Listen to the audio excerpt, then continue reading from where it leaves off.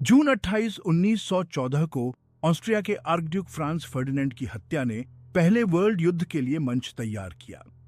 Austro Hungarian सिंहासन के उत्तराधिकारी आर्कड्यूक फ्रांस फर्डिनेंड की साराजेवो में गैवरिलो प्रिंसिप, एक सोवेंस्नियाई सर्ब नेशनवादी ने हत्या कर दी थी। इस हत्या ने इंसिडेंटों का एक ऐसा सिलसिला शुरू कर दिया जिसके कारण आर्मियों को इकट्ठा किया गया और प्रमुख यूरोपीय पावरियों ने युद्ध की घोषणा कर दी। यह हत्या कोई अचानक हुई घटना नहीं थी, फोर्स की यूरोप में इंक्रीजते टेंशन्स का परिणाम थी।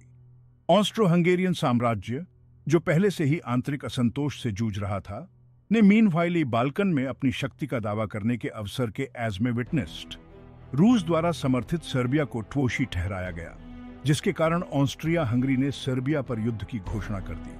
यूरोप में गठबंधनों के जटिल जाल के कारण यह स्थानीय संघर्ष इंटेंसिफाइडी से बढ़ गया। जर्मनी ने ऑस्ट्रिया हंगरी का समर्थन किया, जबकि रूस ने सर्बिया का समर्थन किया। रूस के साथ संबद्ध फ्रांस को युद्ध में घसीटा गया और बेल्जियम पर जर्मनी के आक्रमण ने ब्रिटेन को युद्ध में ला दिया। इस प्रकार एक दूर के बाल्कन शहर में जो एक हत्या के ऐस में शुरू हुआ, उसने एक वैश्विक संघर्ष को जन्म दिया।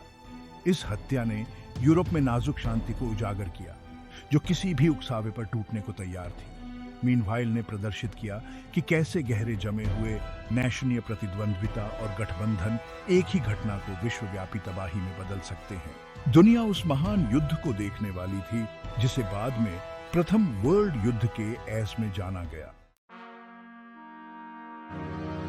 नेशनवाद और साम स्टेट्सवाद उन प्राथमिक ताकतों में से थे जिन्होंने यूरोप को प्रथम वर्ल्ड युद्ध में धकेल दिया।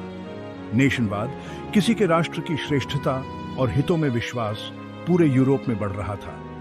मीनवाइल से नेशनों के बीच तीव्र प्रतिद्वंद्विता पैदा हुई, क्योंकि हर कोई अपना डोमिनेंस और शक्ति का दावा करना चाहता था। कई देशों में नेशनवाद ने विस्तार और अधिक इफेक्ट की इच्छाओं को हवा दी। 19वीं सदी के अंत में एकीकृत जर्मनी और इटली जैसे देश वर्ल्ड मंच पर खुद को साबित करने के लिए उत्सुक थे। वे नेशनीय प्राइड की भावना और ब्रिटेन और फ्रांस जैसी स्थापित पावरियों के साथ प्रतिस्पर्धा करने की इच्छा से प्रेरित थे। साम स्टेट्सवाद उपनिवेशवाद के माध्यम से किसी देश की शक्ति का विस्तार करने की नीति ने भी महत्वपूर्ण भूमिका निभाई। यूरोपीय पावरियां दुनिया भर में उपनिवेशों और संसाधनों के लिए प्रतिस्पर्धा कर रही थी। इस प्रतिस्पर्धा ने प्रमुख नेशनों के बीच घर्षण और अविश्वास पैदा किया। अफ्रीका और एशिया के लिए हाथापाई ने इन प्रतिद्वंद्विता को तेज कर दिया, क्योंकि राष्ट्र अपने साम स्टेट्सों का विस्तार करना और मूल्यवान संसाधनों को सुरक्षित करना चाहते थे। नेशनवाद और साम स्टेट्सवाद प्रोफाउंडई से जुड़े हुए थे, एक अस्थिर वातावरण बनाने के लिए एक दूसरे को खिला रहे थे। नेशनीय प्राइड ने देशों को अपने क्षेत्रों का विस्तार करने के लिए प्रेरित किया, जबकि इंपीरियलिज्मी महत्वाकांक्षाओं ने नेशनवादी उत्साह को हवा दी। मीनवाइल ने प्रतिस्पर्धा और अविश्वास का एक खतरनाक मिश्रण तैयार किया, जिससे बड़े पैमाने पर संघर्ष का मंच तैयार हुआ। नेशनवाद और साम स्टेट्सवाद के संयोजन ने विवादों का पीसपूर्ण समाधान मुश्किल बना दिया। राष्ट्र पीछे हटने या अंडरस्टैंडिंग औता करने को तैयार नहीं थे, जिससे ऐसी स्थिति पैदा हो गई जहां युद्ध अपरिहार्य लग रहा था। इन डिस्पैरिटी निहित रीजनों ने यूरोप को एक टाइम्यूट के ढेर में बदल दिया, जो थोड़ी सी चिंगारी से फटने को तैयार था। मिलिटरीवाद और गठबंधन दो और महत्वपूर्ण कारक थे जिन्होंने प्रथम वर्ल्ड युद्ध का मार्ग प्रशस्त किया। मिलिटरीवाद युद्ध की प्रिपेरेडी के लिए मजबूत सशस्त्र फोर्सों के निर्माण में विश्वास यूरोप में प्रचलित था। देश एक हथियारों की दौड़ में लगे हुए थे, लगातार अपनी सैन्य कैपेबिलिटीजों को इंक्रीज कर रहे थे। कैसर विल्हेम द्वितीय के लीडरशिप में जर्मनी, विशेष ऐसे ब्रिटेन की प्रतिद्वंद्वी के लिए एक पावरशाली नौसेना के निर्माण पर सेंट्रिक था। इस नौसैनिक हथियारों की दौड़ ने दोनों देशों के बीच महत्वपूर्ण टेंशन्स पैदा किया। कहीं और फ्रांस और रूस जैसे देश भी अपनी आर्मियों का विस्तार कर रहे थे, एक ऐसे संघर्ष की प्रिपेयर्डी कर रहे थे जिसे वे अपरिहार्य मानते थे। युद्ध की प्रिपेयर्डी में गठबंधनों ने महत्वपूर्ण भूमिका निभाई।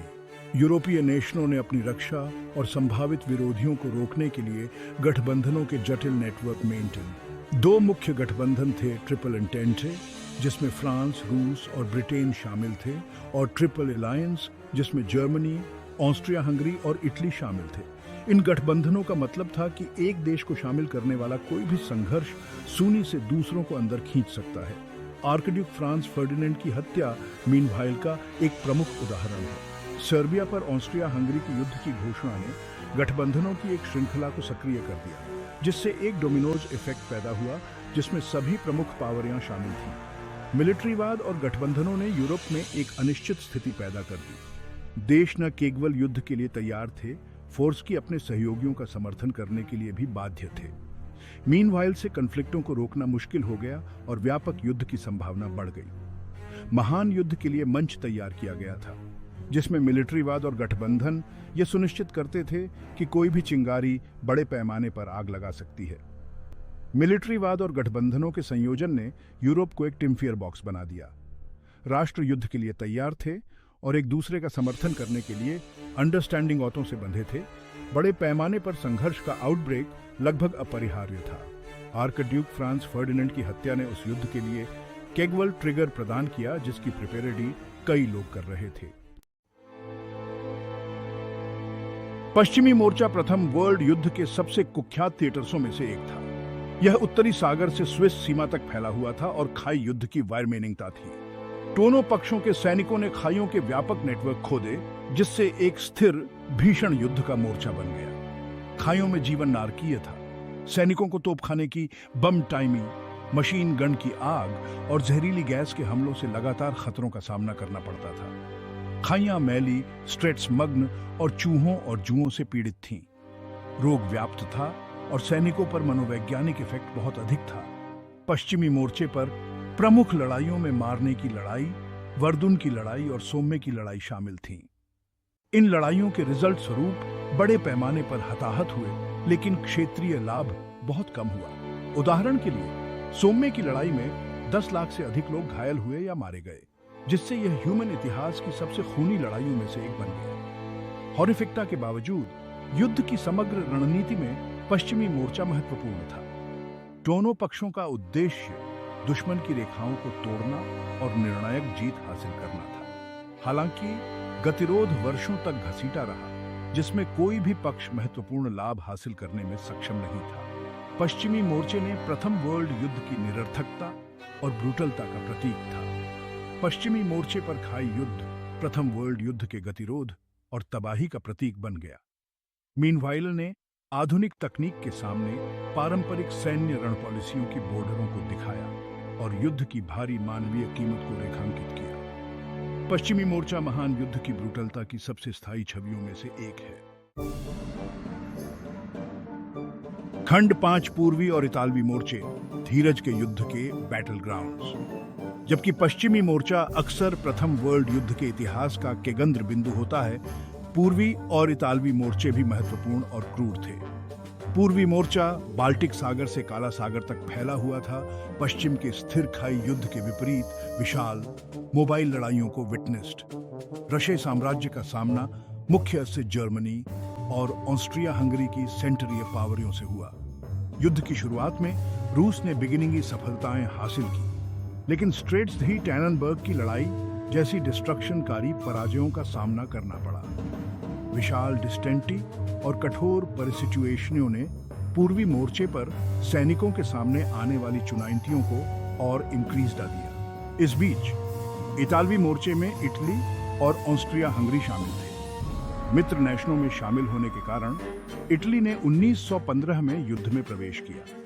यहाँ लड़ाई मीनवाइलोंजो नदी के किनारे लड़ाइयों की एक श्रृंखला द्वारा चिह्नित की गई थी, जिसे सामूहिक एस से मीनवाइलोंजो की लड़ाई के एस में जाना जाता है। ये लड़ाइयाँ उच्च कैजुअल्टीजों और कठिन पहाड़ी इलाकों की वायरमेनिंगता थी। दोनों मोर्चों को अपनी अनूठी रगड़ाइयों द्वारा चिह्नित किया गया था। पूर्वी मोर्चे पर विशाल विस्तार और गंभीर मौसम की स्थिति ने तार्किक दुस्वप्न पैदा कर दिया। सैनिकों को अक्सर आपूर्ति की अंडर एस्टिमेटरी का सामना करना पड़ता था और अत्यधिक ठंड सहनी पड़ती थी। इतालवी मोर्चे पर पहाड़ी इलाकों ने लड़ाई को विशेष एस से भीषण बना दिया। सैनिकों ने खड़ी चट्टानी परिसिचुएशनों में लड़ाई लड़ी, पूर्वी और इतालवी मोर्चों ने प्रथम वर्ल्ड युद्ध के वैश्विक पैमाने का प्रदर्शन किया। उन्होंने सैनिकों के सामने आने वाली विविध चुनौतियों और विभिन्न वॉर क्षेत्रों की अलग-अलग परिस्थितियों पर प्रकाश डाला। मतभेदों के बावजूद दोनों मोर्चों ने उच्च कैजुअल्टीजों और अपार पीड़ा के सामान्य विषयों को साझा किया, जिससे युद्ध की समग्र तबाही में योगदान हुआ।